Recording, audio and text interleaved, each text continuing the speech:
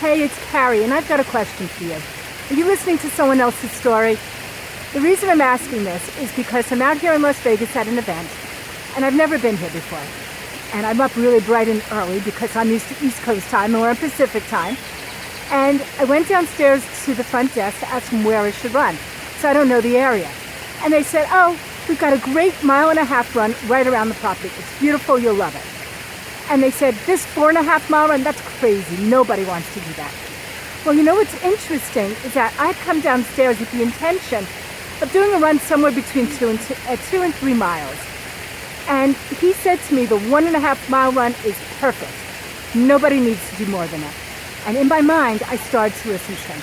I'm hearing him and he said, you know, he said 1.5 miles is fine.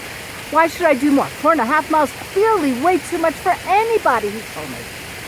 So I left the front door, hung the left just like he told me to, hung the right like he told me to, but then decided not to hang the next right. I ended up going for about 2.5 miles this morning, which was really the goal I had set for myself. I didn't listen to him, even though I thought in many ways he knew better.